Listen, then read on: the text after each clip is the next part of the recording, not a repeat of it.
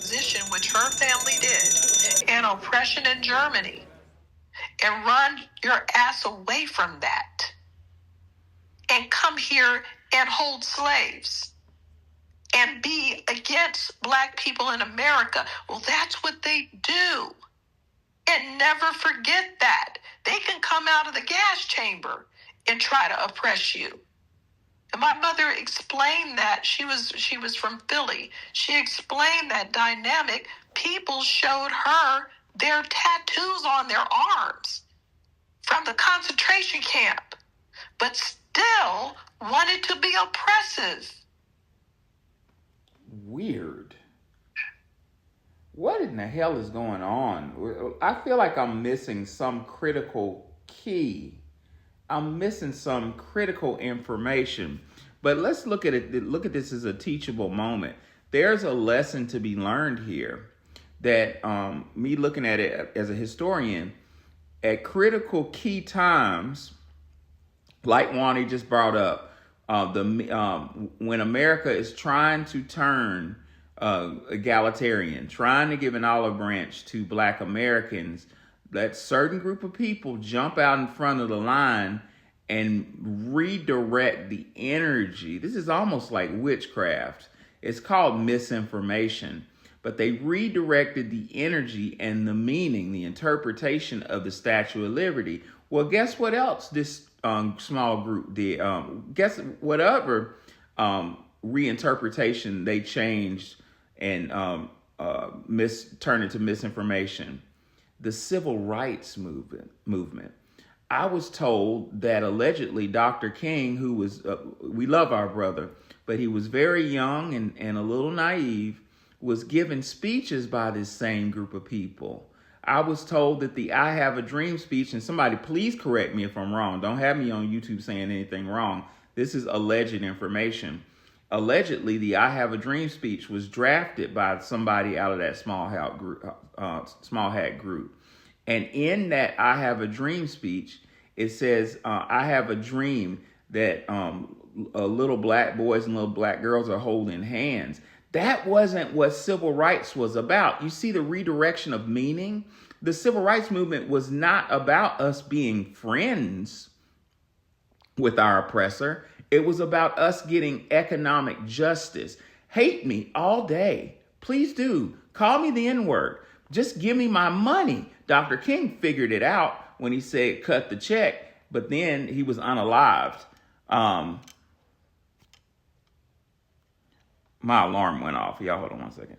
My podcast alarm went off. But I hate it happened then. But I'm trying to. Hopefully, I'm not being too nebulous. I'm trying to portray a specific angle of attack, and it's a reason why I'm doing it.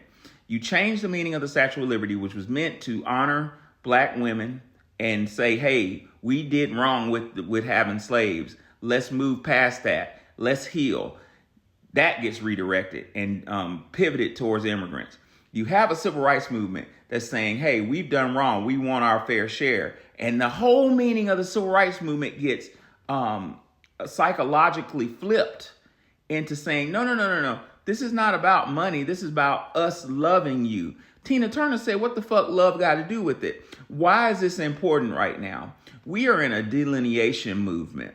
And that train is running full speed. It's not going to be stopped. Like I've said in many spaces before, I'm concerned, Black Americans, that the same group is going to try to find a way to redirect our energy towards something else. What are your thoughts, Kush? Uh-oh, can y'all hear me? I'm here, Professor. Oh, okay. I'm here. My screen was black. But yeah, when you mentioned the intent of a lot of our civil rights struggles, if you look at our ethnic group of people, we're the only ethnic group here who has truly fought and led from the front in this fight for civil rights. Every other group here in this country has benefited by extension. When you think about the Edmund Pettus Bridge, for instance, nobody thinks about rainbow flags. Nobody thinks about white women. When you think about people being, attacked by dugs and water hoses and things like that, you don't think about the GLB plus community or white disabled individuals or whatever. Those people don't come to mind. Those images that are seared into people's mind and memory are not about these other groups of people, but they got to benefit by extension nonetheless. So one thing that I thought was interesting when we talk about changing the narrative and what the story was, I thought it was very interesting, these monks, for instance, that were taking all these pictures, and they were showing that they were going to walk across the Edmund Pettus Bridge, and they're marching through Selma, with their togos and their open-toed cloth wrap shoes and whatever they're doing. And I thought it was interesting that in Alabama, no less, these monks got police escort as they march through Alabama. Symbolism. Purely symbolism.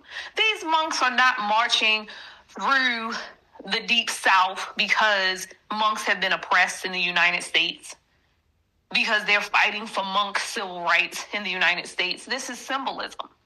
Purely symbolism. But they got a police escort when our ancestors were marching in Selma, really fighting, marching for civil rights. They didn't get a police escort. They got police dogs sicked on them. They got fire hoses, full blast, turned on them. So the narrative, the same thing is happening. It's just looking different in the 21st century. And again, these are things that we've already done. And I always find it interesting when we talk about like the civil rights movement and the intent, the original purpose behind that was about sanitation workers in the South. Again, not receiving what should be equal protections, compensations under the law. This was about economic. Equality. You're right. Yes, this was again about money, about equal, because again, this is about our civil rights going as far back as the 1860s. Not the 1960s, the 1860s. We have codified into law that we are supposed to have equal rights, protections, and punishments. All of it's supposed to be equal. And that's what that was all about.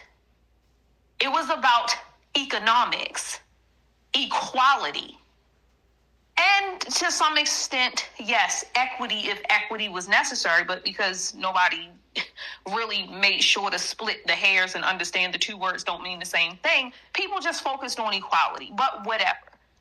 According to the law, that's what we're supposed to have. And slowly but surely, it turned into a hippie fest. The March on Washington turned into a hippie fest. Grab some picket signs at the picket line. We'll all sit around the wading pool and we'll put our feet in the water. We'll hold hands and we'll sway side to side and sing "This Land Is Your Land," from California to the Redwood Forest, whatever. And we still walked away. And by we, our ethnic group still walked away, not receiving the equal protections that we were supposed to have economically. Whatever happened to the sanitation workers? Does anybody have a line on what happened to the sanitation workers? Oh yeah, I do. When I moved to Memphis, a couple years after I moved to Memphis, it was 2014. I worked for the mayor's office in a mentoring program, Mayor A.C. Warden, and one of my the young men we were mentoring, his daddy was a sanitation worker. And in 2014, he said they never got the rights that they were supposed to get. In 2014, he said his dad didn't have health insurance and allegedly didn't have health insurance. So they didn't get their benefits. Dr. King was killed to fight for them. And look up the I Am a Man movement. Yeah, and they never got them because, like Kush alluded and Wani initiated, the energy was redirected from economics into some bullshit. Black rights turns into LGBTQ rights. Black rights turns into rights for women. which doesn't mean black women. It always meant white women. Look at the 20th Amendment. The 20th Amendment, fact check me on this, never applied to any other type of woman other than white women. Indian women were excluded. Black women, of course, were excluded. Asian women were excluded. So we're looking at some intellectual jujitsu. And the reason why we're bringing this up is we're on the precipice of a reparation, of getting reparations. I think Wani told me earlier that San Francisco has, you said the bill passed, right?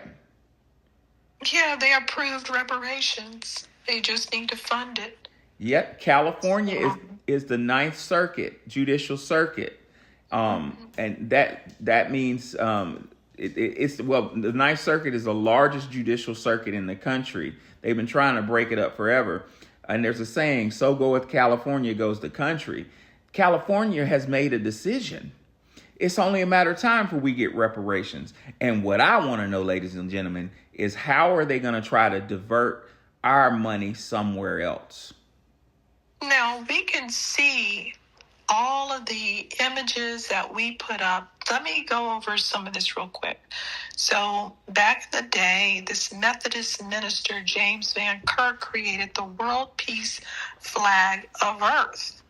And it had a rainbow on it, right? Mm-hmm. Then later, this other man designed, his name was Gerald Holtham, he designed a peace sign. And that was a powerful image. So, Black Americans were waving a rainbow coalition flag.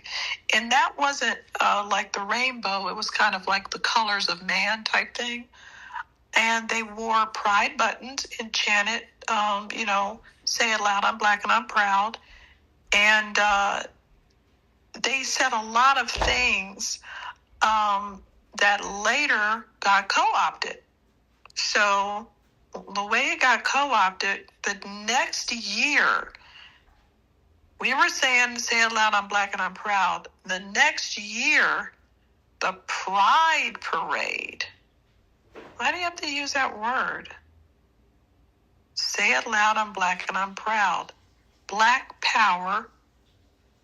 And we're using this word. And now all of a sudden, these LGBTQ people need to say Pride Parade. They centered the whole thing around the pride, word pride, the rainbow symbol. Why? Because we were doing it. Okay? And they shifted momentum away from racism to sexual identities. And that's what they did. They tried to equate them not being able to do sex things all over the place with us not being able to breathe because we were black. Wow. That's insulting right there. We are black. That's the way human beings are born. Some pit bulls are red, some pit bulls are white, some pit bulls are brown. We don't need to apologize for anything, but what they're doing is trying to equate them not being able to be sexual deviants. That's what they tried to equate to us, wanting to exist as human beings. And they stole every word of it. They stole the symbols we were using and the words we were saying right out of our mouths. Wow. This 14th Amendment issue is going to be very critical at the Supreme Court, because the 14th Amendment is deemed to be exclusively for Black Americans. I think in a slippery slope, that's going to relate to us having exclusivity. And we need to be scrambling right now. I know our brother Arthur is doing a lot of work with this. Shout out to Arthur. But we need to be scrambling to get some type of exclusive status lineage-wise in the United States. Because what's going to piss me the fuck off is if and when, and I'm not if now, when reparations is passed and the money starts flowing, non-melanated groups start claiming to be Black or claiming to be African American based off some distant ancestor. We need to be working double time to get our own ethnic category. Professor, I just wanted to tap in here right quick when we talk about the civil rights movement and how our delineating is more crucial now more than ever. Because when we think about that march on Washington and who were some of the key figures, A. Philip Randolph, Bayard Rustin, Dr. Martin Luther King, and again, at the time, Dr. Martin Luther King, I'll say it this way, was kind of new in the game. Before Dr. Martin Luther King, you had Reverend Adam Clayton Powell. And so that's who I was trying to talk about earlier, Wani. Adam Clayton Powell. Yeah, there it is. Yes, and something that you always say, Professor, about people being handpicked and things like that. When you hear the name Bayard Rustin, A. Philip Randolph, he and W.E.B. Du Bois, they clashed on, A. Philip Randolph was more of the, let's go about this the nonviolent way. There needs to be action. There needs to be right now. A. Philip Randolph was more food for socialism, felt capitalism was not to our benefit, whatever. Black students, we need to know our history. The Black history we're being taught in public schools is repetitive. As a Black high school student, I want to learn more about my history in the school books. We need to update our books. As Black American students, we deserve an accurate depiction of what Black history truly is. I want to see myself in these textbooks. In the public school system, Black history is vague. Why don't the school books ever talk about the Freedmen's Bureau? I created the workbook for the African American family. This book helps fill in the gaps that the school books don't. Purchase the workbook for the African American family on ourstorypublications.com and use the Cash App $Our Story Publications.